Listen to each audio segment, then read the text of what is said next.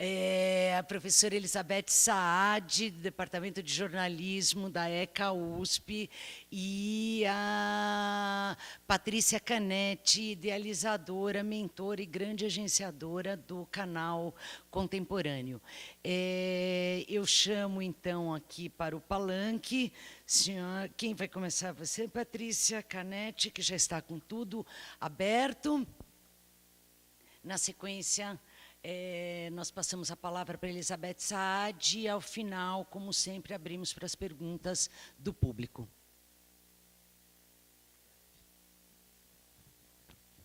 Boa tarde. Queria agradecer muito o convite da Ana e da Gisele. É um prazer estar aqui com colegas tão ilustres e com falas tão boas. Eu, infelizmente, perdi a de ontem. Já estou querendo cobrar para saber quando é que os vídeos vão estar online. Bom,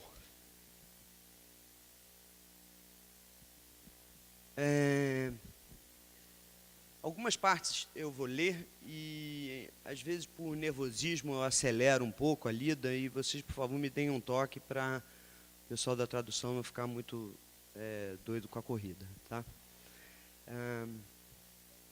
Nós vamos falar sobre análise e visualização de eventos de arte como rede social, que é o projeto e a pesquisa que, nesse momento, me toma obsessivamente.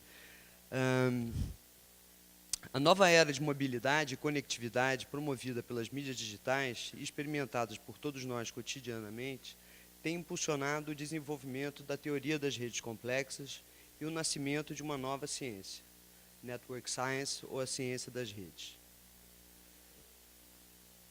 Mais perto? Na última década, suas metodologias científicas têm sido aplicadas a diversos campos da biologia, medicina, economia, finanças, marketing, arqueologia, história, tecnologia da informação, computação, etc.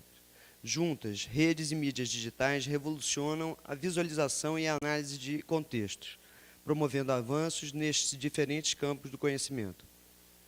Uma rede pode ser definida como um conjunto qualquer de nós, em que alguns pares se conectam entre si. Ver o circuito de eventos de arte como uma rede social, onde os nós, chamados atores, são os integrantes destes eventos, artistas, curadores, museus, galerias, e as conexões, chamadas relações, são resultados de suas participações ou afiliações aos eventos, é o primeiro passo para que esta nova abordagem levante questões importantes sobre o sistema, o circuito e a história da arte em processo. Seguindo os preceitos da teoria de redes, passamos a nos interessar mais pelas relações entre os atores e os padrões que estas relações formam, do que pelas características específicas dos atores. Priorizando os padrões e a arquitetura das relações, criaríamos condições para uma nova forma de classificação de acervos e de acesso e leitura da informação sobre arte. Para ilustrar a aplicação da análise e visualização de redes em outras áreas do conhecimento, selecionamos 2 mapas que participaram da maratona Maps for the 21st Century, realizada pela Serpentine Gallery e Edge.org, em Londres, em 2010. O curador da Maps Marathon, Hans Obrist, convidou artistas, cientistas e pesquisadores de várias áreas para apresentarem durante 2 dias os seus mapas para o século XXI. O evento enfocava a relevância do mapeamento nesta nova era do GPS, Google Earth e mapas digitais multidimensionais. O primeiro deles, DizISAM, apresentado pelo cientista de rede húngaro Barabási, um dos pais da nova ciência das redes, é um mapa de rede de doenças relacionadas a todos os genes correlatos já detectados. A visualização dos genes comuns a várias patologias levou à próxima etapa da pesquisa, que agora avança no mapeamento do tráfego da troca de informação entre as células, com o objetivo de encontrar a cura de doenças, e em especial a do câncer. Eu vou aproveitar, a Gisele falou que a gente teria um pouco mais de tempo, então vou colocar aqui. Bom, esse mapa, que é uma coisa interessante, ele está no New York Times, com um sistema de visualização ampliando as áreas do mapa é interessante. Eu aconselho não apenas aos hipocondríacos, né, de plantão, mas a todos darem uma passeada, porque a gente já percebe algumas doenças familiares, né? Você já sabe que algumas coisas, né, apareceram no avô, na avó. Então, aí a gente mais ou menos vê que genes conversam com que outras doenças, né? E, de certa maneira, a gente sabe que, hoje em dia, o tratamento de tudo é uma questão de prevenção mesmo, né? Não adianta ficar paranoico e não ir ao médico. O negócio é ir para prevenir, né? Então, isso aí é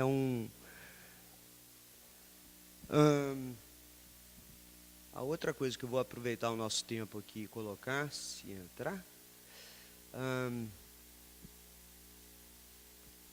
vou colocar um pedaço do documentário 6 Graus de Separação, onde o Vidal, que faz parte aqui do documentário, faz parte desse grupo de pesquisa genética, ele fala um pouquinho sobre isso.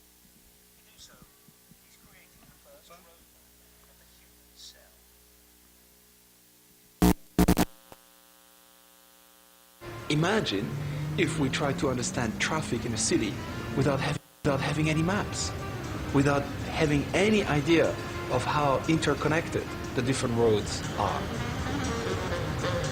Analogies are never perfect, but it's one way that I can imagine how things occur in the cell. Cells are the building blocks of life and hold the genes that determine our development.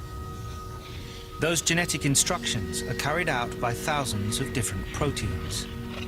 The proteins are the little tools, the parts of the cell. They don't work in isolation. They interact with each other. In Vidal's bustling cellular city, proteins are like people, constantly on the move and communicating with one another. If I start from my favorite protein and I ask, what does it interact with? I'm now back to basically a problem of 6 degrees of separation. Who is connected to whom? Vidal believes that if he could produce a map, then potentially he could locate breakdowns in the system that cause disease. Diseases like cancer. I devoted my life to trying to understand the interconnectivity between genes. The vast majority of biologists would have thought that even if we had a good quality map of the wiring diagram of the cell, not much really interesting would emerge out of it. Vidal's theory may have come. Voltando aqui para a nossa apresentação.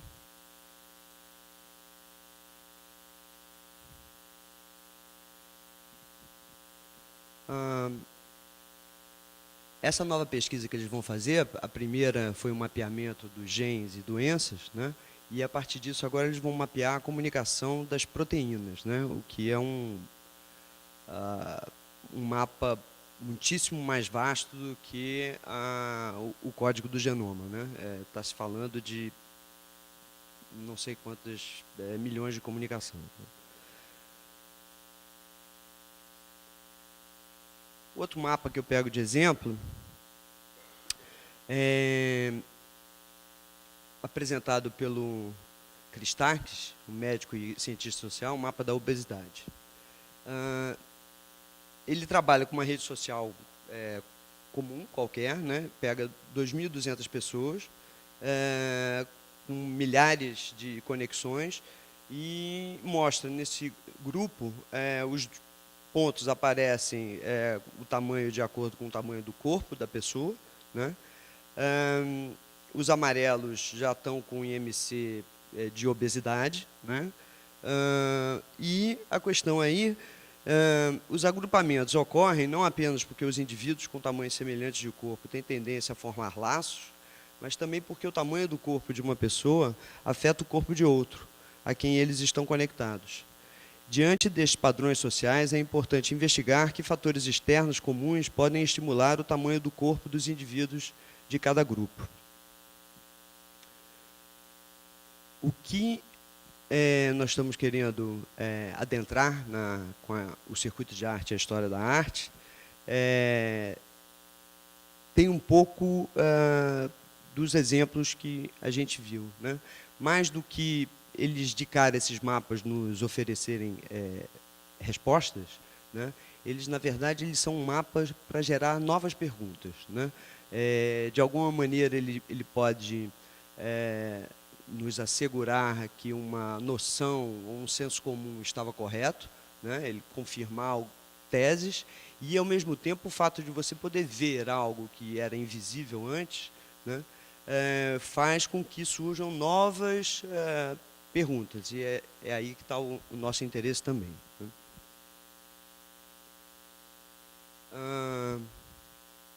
A base de dados que vamos utilizar para compor a rede social de eventos a ser analisada é a do Canal Contemporâneo. No ar desde dezembro de 2000, ele se transformou no principal veículo de comunicação da arte contemporânea brasileira. Mas sua missão vai muito além da divulgação de informação. A camada informacional, que consideramos uma isca para atrair e manter a nossa coletividade ativa, é também a nossa camada social. Mais do que divulgar exposições, cursos, simpósios, editais e salões de arte com imagens, vídeos e textos de e sobre arte, somamos a esta camada social o trabalho das camadas política e econômica, com discussões, mobilizações, ações e projetos cujo todo compõe a nossa comunidade digital. Desde o início, mantemos a mesma rotina obsessiva do nosso colecionismo. Recebemos mensagens com material a ser compartilhado, selecionamos, editamos, isto é, pedimos os dados necessários, copiamos e colamos dentro do nosso padrão, divulgamos e armazenamos. Em 12 anos de atividades, reunimos um acervo de aproximadamente 65 mil itens, sendo 50% deles arquivos de imagens. São 1.615 edições de informes, nosso informativo eletrônico, e 4.570 eventos armazenados na agenda de eventos, que foi criada em 2005 com o primeiro patrocínio da Petrobras. O arquivo que dá origem a este acervo, onde está armazenado toda a documentação de troca de mensagens com a comunidade e é produzida pela equipe do canal, repousa em 20 discos rígidos, sem termos ideia da quantidade de itens. O guardar é um aspecto fundamental do colecionismo, que inclui as funções de armazenamento, inventário, catalogação e, por último, mas não menos importante, a criação de formas de acesso e difusão. Tudo isso se encontra em um compasso de espera no canal contemporâneo, devido à sua invisibilidade. No Brasil, a internet não é considerada como atividade cultural. Não faz parte de qualquer gaveta cultural, menos ainda é vista como atividade de patrimônio ou artística. Portanto, não há o que preservar ou conservar.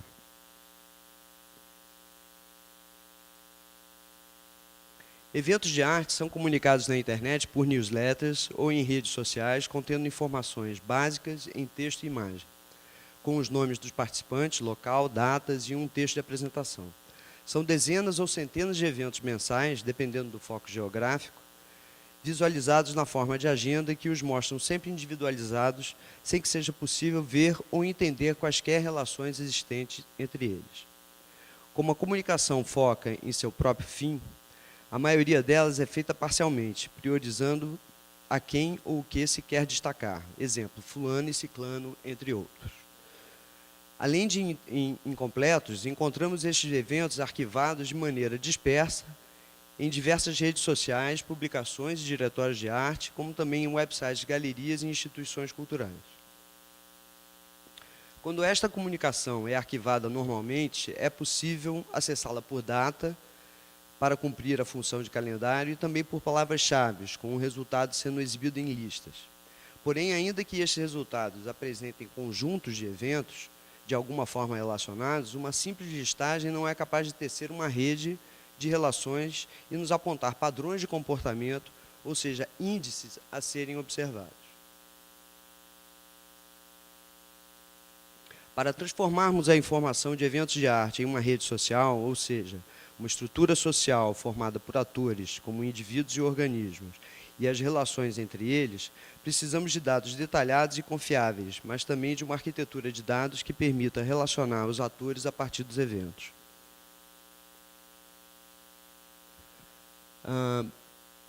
Aqui a gente está vendo a agenda do canal contemporâneo, né?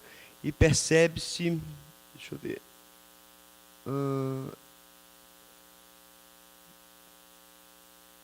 que agora estou lembrando da palestra na terça-feira do Vídeo Brasil, da Ana falando que eles esconderam os campos na busca avançada, né? Porque aquilo meio que deixava as pessoas confusas. Bom, o canal, de certa maneira, ele ainda demonstra essa arquitetura dele, está visível na busca e também nos eventos, quando aparecem sublinhados ou os organismos, aí no caso Centro Cultural do Banco do Nordeste, ou os nomes dos artistas ou curadores, né, demonstrando a individualização desses dados, né.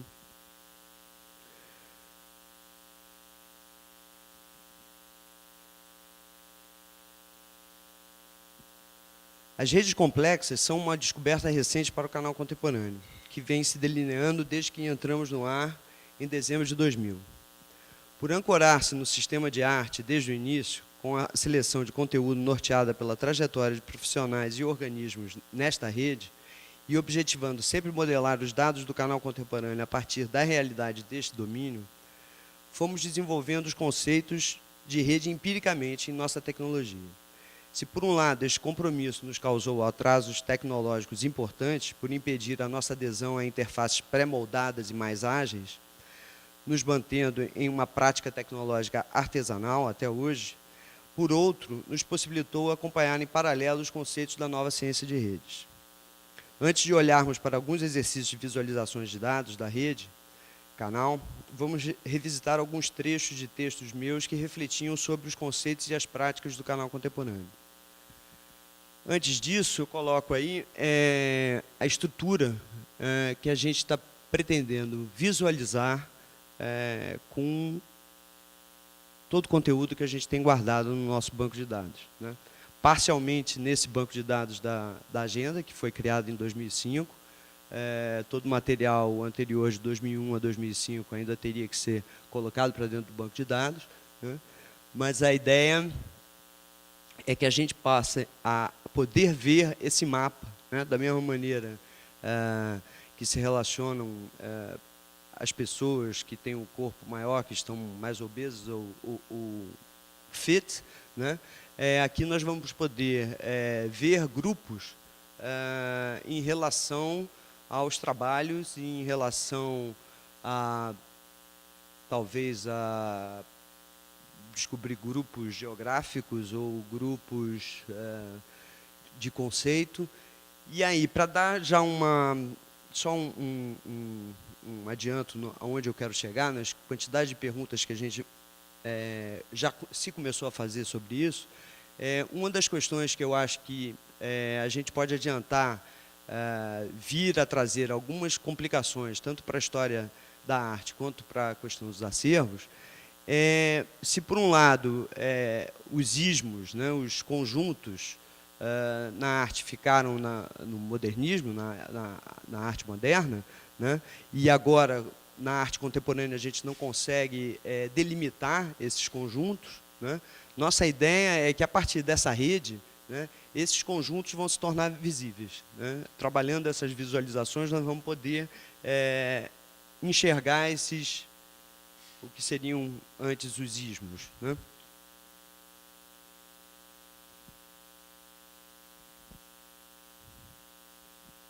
Agora eu vou ler alguns trechos de textos escritos ao longo do trabalho do canal contemporâneo.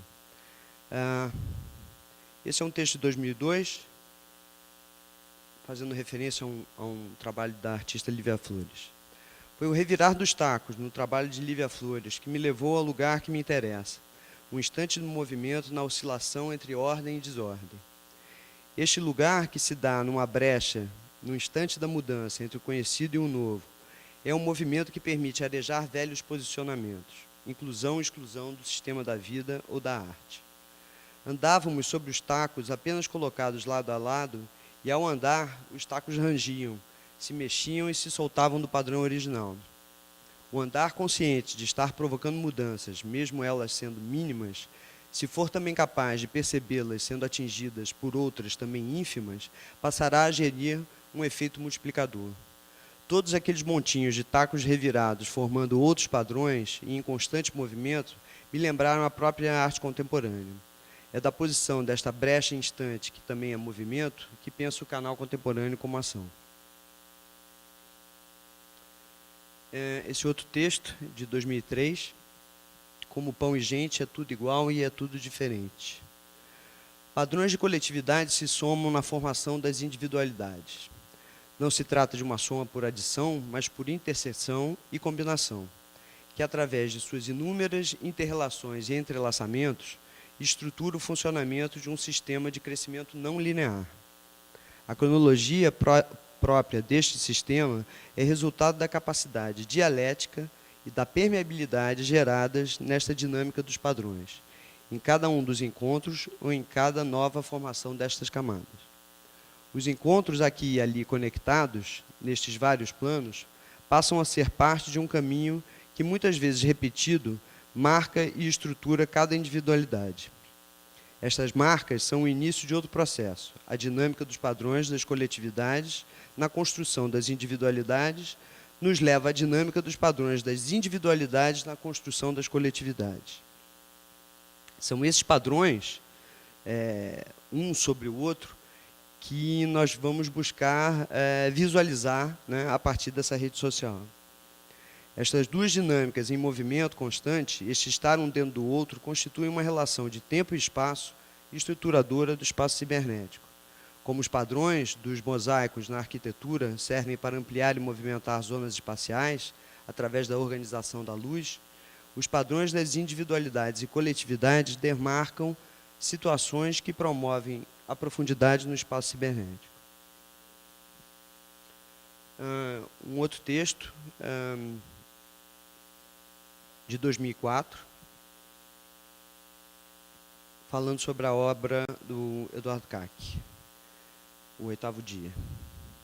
A primeira vez que eu ouvi Eduardo Kac falar de seu biobot, contando sobre como o robô era movimentado pela multiplicação e movimentação de organismos vivos, imediatamente pensei no funcionamento do canal contemporâneo, relacionando a sua atuação à multiplicação e à movimentação dos indivíduos conectados à rede. Novas tecnologias que nos possibilitam vislumbrar novas relações entre a individualidade e a coletividade na condição humana.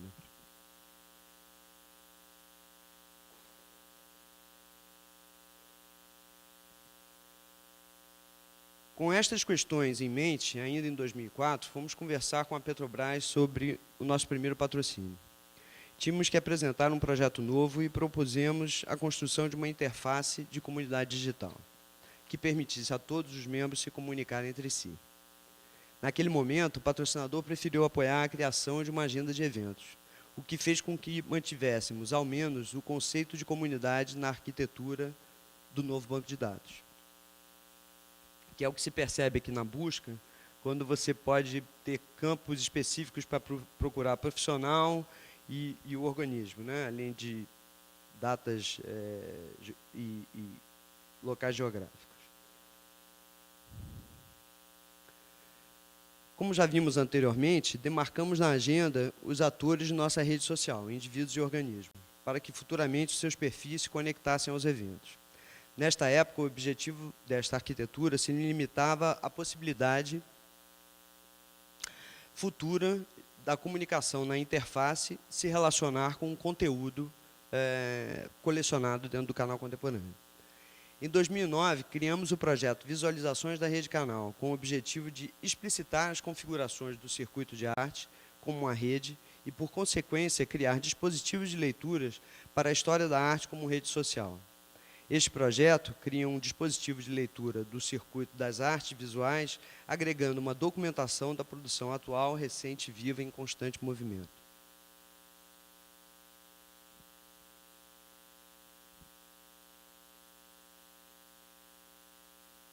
Nesse projeto, vamos chamar ele de 1.0, que ele não chegou a ser implementado, né?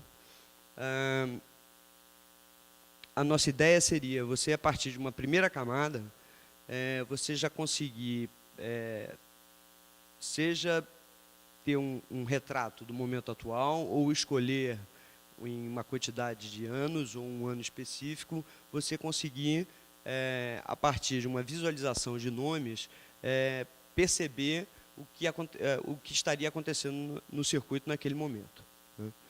Então, aqui a gente teria o uso de nomes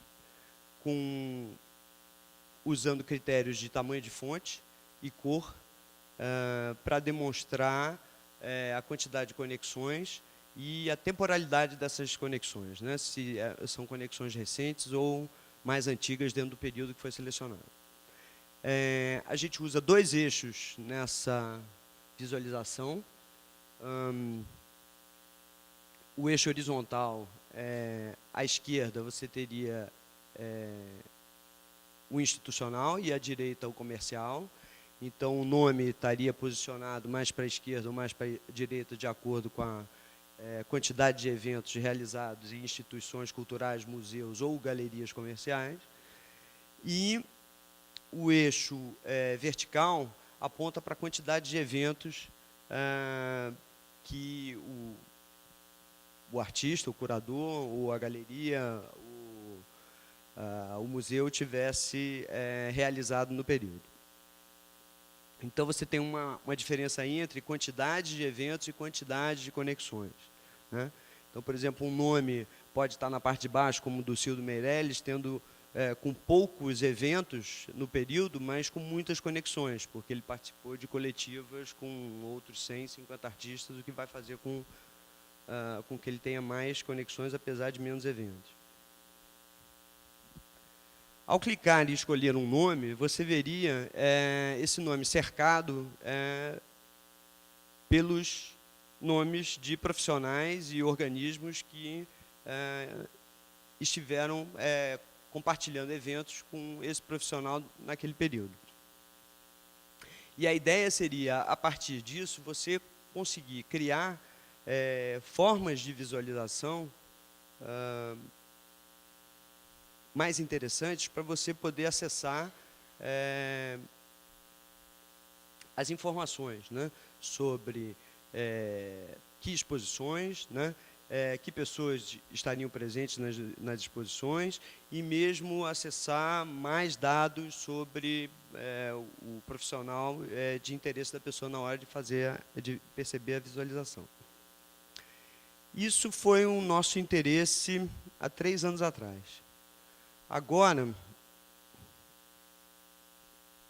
a ideia, com a aplicação do que se chama análise de rede social, que é você aplicar uma série de leis das redes complexas e dessas análises para tentar entender que grupos, que agrupamentos, quando eles surgirem, como é que esses grupos vão se atuar, né? Como é que informações isso vai nos trazer. Ana Maria Maiolino serviu aí de caso para a gente. A artista ganhou recentemente a primeira edição do Prêmio MASP.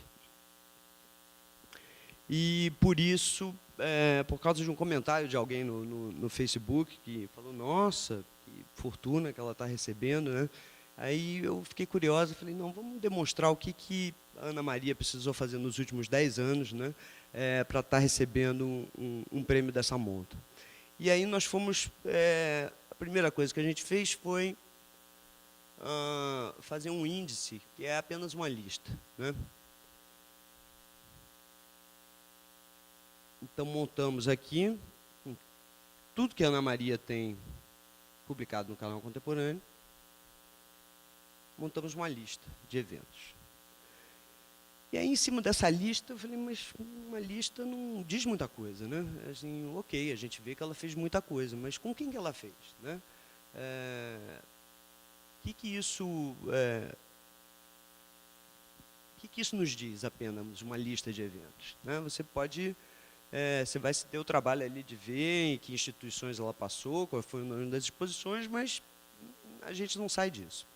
Então, eu peguei e fiz uma consulta ao banco de dados do canal. Ela, no período de 10 anos, ela expôs com 1.640 artistas, e fui no Wordle e montei uma visualização para a gente ver o que aparecia, né? Então, os nomes maiores são os nomes que compartilharam mais eventos com ela nesse período. E aí a gente já começa a tentar entender o que essas pessoas têm em comum, né? Em relação ao próprio Prêmio MASP, a gente poderia se perguntar, então, se Antônio Manuel, Anabela Geiger, Antônio Dias, Arthur Barrio poderiam também ter ganho o mesmo prêmio, né? Por coincidência, uma das exposições que a Ana Maria fez foi os anos 70 na Projet, e aí eu colori de verde os artistas que estão nessa curadoria, e a gente percebe que há uma coincidência, né, entre os nomes maiores e a curadoria. O que nos leva a crer que muitos dos eventos que a Ana Maria participou eram eventos históricos, né, situando o trabalho dela, ela entrando para falar da década de 70. Né? Por outro lado, né, essa ferramenta que poderia servir, inclusive, para trazer ideias para curadorias, né, poderia trazer tanto agrupamentos prontos como demonstrar alguns vazios, né? Você se perguntar por que tal nome não aparece, né, e achar que haveria algum interesse nisso. Agora, o que a gente está querendo é ir além na busca desses padrões, que nós ainda não os temos para vê-los, né? Nos interessa muito examinar e trazer dados do sistema de arte que a gente possa trabalhá-los junto com a história, né? O sistema de arte, como os sistemas em qualquer coisa na contemporaneidade, se tornaram por demais importantes, né? Na arte, isso, então, tem um peso muito grande. Então, a primeira coisa que o canal quer fazer como estudo quando a gente olha uma rede de nós, uma rede dinâmica, como a gente vai poder construir com a nossa, a gente vai poder ver os nós se moverem no tempo, né, já que a gente tem 12 anos de conteúdo guardado. Então, a gente gostaria de saber, todo novo artista entra na rede e vai ter uma mesma trajetória, um mesmo desempenho, né? Quanto tempo ele demora para se atrelar a mais nós, ou a se atrelar a um grupo importante, né? E conseguindo analisar essa questão de tempo e ver diferenças entre artistas, a gente pode ir analisar que fatores fariam alguns artistas irem mais rápido e outros não tão rápidos, né? A gente tem, parece óbvio, por exemplo, em termos de Brasil, que os artistas de Rio de Janeiro e São Paulo têm mais facilidade de andar mais rápido, né? De entrar na rede e conseguir se movimentar dentro dela mais rápido. Isso é uma coisa a ser constatada, né? Mas talvez não seja só isso. Talvez a gente descubra que, por exemplo, isso que no mapa da obesidade aparece, né, que essa característica humana da gente andar com os iguais, né? O que isso, se na obesidade está se descobrindo que isso está levando a uma epidemia, né? Que as pessoas vão andando cada vez mais com pessoas, vamos dizer, você começa a andar com pessoas com um peso maior, e isso passa a ser uma norma, passa a ser normal para você. Então, isso te ajuda a ir ganhando peso também. Isso, para nós na arte, poderia ser o que nós poderíamos encontrar aí como características a reunir os iguais, né? Que tipo de conceitos ou ações ou técnicas ou não sei, um agrupamento de pessoas que trabalham mais com pinturas do que vídeos ou fotografias, isso pode estar relacionado a um melhor desempenho, né, uma melhor velocidade dentro dessa rede, ou não, né? Então, existem algumas... como é que eu estou de tempo? Tá. Então, eu vou botar aqui mais um pedacinho de um vídeo.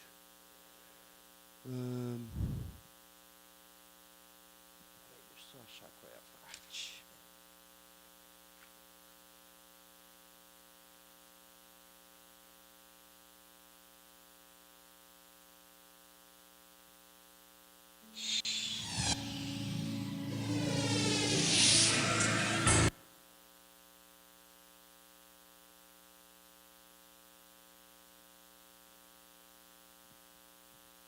With each other.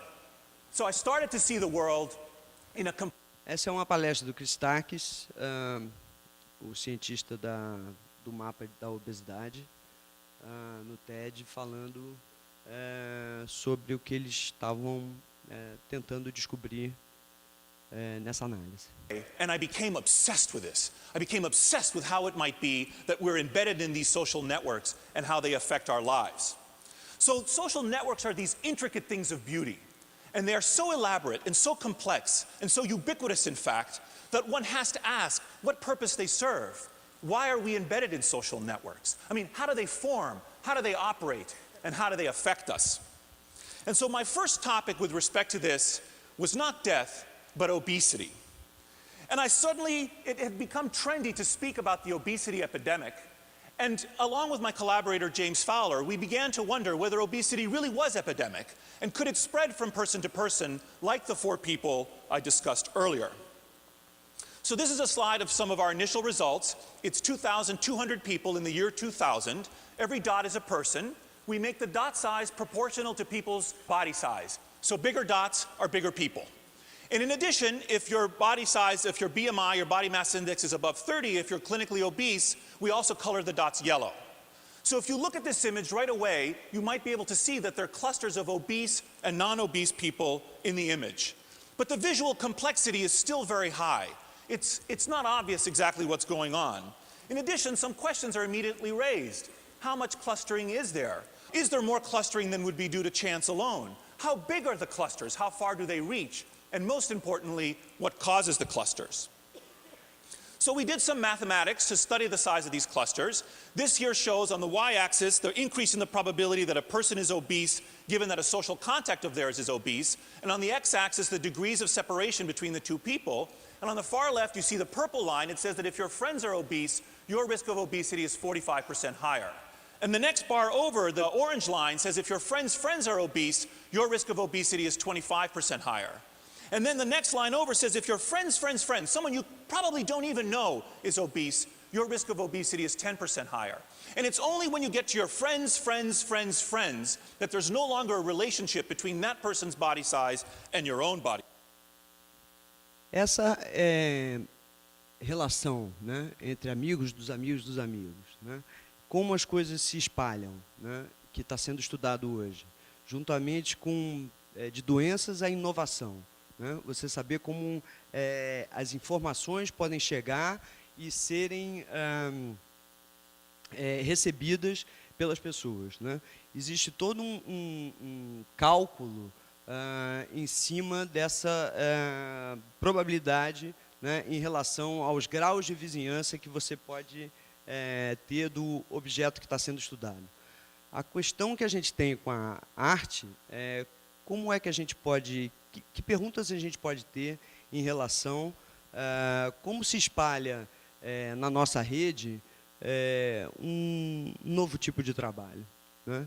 Como é que a gente vai perceber certos trabalhos sendo aceitos ou não, né? Então, da mesma maneira que está se aplicando isso em estudos biológicos e sociológicos, também está sendo trabalhado essas mesmas análises em cima da história e da arqueologia. Well, the argument I'd like to make is that networks have value. They are a kind of social capital. New properties emerge because of our embeddedness in social networks. And these properties inhere in the structure of the networks, not just in the individuals within them. So think about these two common objects. They're both made of carbon. And yet, one of them has carbon atoms in it that are arranged in one particular way on the left, and you get graphite, which is soft and dark. But if you take the same carbon atoms and interconnect them a different way, you get diamond, which is clear and hard. And those properties of softness and hardness and darkness and clearness do not reside in the carbon atoms. They reside in the interconnections between the carbon atoms, or at least arise because of the interconnections between the carbon atoms. So similarly, the Essa questão da gente passar a ter características que aparecem a partir da estrutura está nos interessando para a gente trabalhar o tagueamento do acervo do canal contemporâneo, né? A gente não quer simplesmente usar a forma tradicional de classificação, de catalogação dos acervos de arte, né, onde você vai dar os atributos de uma obra, você tem os atributos de um profissional, né? A gente quer tentar ver, a partir desse agrupamento que se pode ter na rede, que tipo de atributos podem vir, podem ser formados a partir dos grupos, e não apenas de você ter acesso sempre a uma obra isolada, né? Mas que, a partir do momento que você esteja acessando X obra no canal, que você possa ter atributos que venham dizer sobre ela, mas que estejam relacionados ao trajeto que essa obra tem dentro dessa rede, né? Então, vamos tentar descobrir o que a gente pode avançar em termos de linguagem digital, né, para trabalhar com os acervos. E, nesse sentido, eu acho que contaminar muito o trabalho da própria escrita e leitura da história da arte. Eu, infelizmente, não consegui ver as palestras ontem, mas na terça-feira a gente percebe sempre, na terça-feira houve aqui muito mais uma fala em cima da questão do suporte digital, muito mais do que da linguagem, né, do uso, o que o digital pode transformar, na verdade, não em termos de suporte, digitalização de outros suportes para o digital, né, mas que novas linguagens a gente pode estar criando para trabalhar os acervos, trabalhar a história da arte, a percepção que a gente tem da história da arte e dos trabalhos, né, e ter um entendimento novo que acompanhe essas novas visualizações, o estar vendo coisas novas, né? Eu acho que a gente ainda está muito distante. Aqui no Brasil, então, como os problemas tradicionais são tão ainda graves, né, a gente não consegue muito avançar para o digital. E o que eu acho uma pena é a gente não vê muito um trabalhar junto entre as instituições. Na terça-feira, alguém de biblioteconomia aqui, um bibliotecário, falou alguma coisa em relação se existia um bibliotecário na equipe, eu acho que do Vídeo Brasil, e a gente sabe, lidando com essa área, conversando com museólogos e bibliotecários, que já existe aí, já é uma área que se bate né, tem brigas aí, né, porque arquivo é uma coisa, biblioteca é outra e acervo museológico é outro. Então, isso já dá um problema em si. A instituição está limitada a essas vamos dizer, linguagens, né, de arquivamento, enquanto os artistas estão aí em contato com outras formas sedentos por estar vendo coisas novas e que a gente não consegue levar isso e trabalhar isso nas instituições. Eu queria fechar aqui com a questão da conservação e da preservação da internet. Eu tenho brigado muito por isso. Há 5 anos eu sou conselheira do Conselho Nacional de Política Cultural, sou representante de arte digital, e tentamos, eu junto com os colegas conselheiros dos outros segmentos culturais, demonstrar o quanto a internet está órfã dentro do Ministério, mesmo quando era a gestão anterior, Gil e Juca, que era bem mais digital do que essa última, mas, enfim, ainda assim, você tem, por exemplo, audiovisual no Brasil, audiovisual é igual a cinema, no máximo televisão, internet ainda não, né? Quando você vai conversar com o IFAM, com patrimônio, você tenta falar da internet como patrimônio, como memória, né? Em todas essas discussões de ministérios e secretarias de cultura, os editais, quando falam de preservação de acervos, estão falando de lugares físicos, né? Portanto, aqui fica um comentário e um apelo. A nossa memória na internet precisa ser preservada. Alguém precisa tomar, né, ciência de que já estamos perdendo muita coisa, né? Algumas coisas importantes já estiveram no ar e já não estão mais, né? É isso. Obrigado.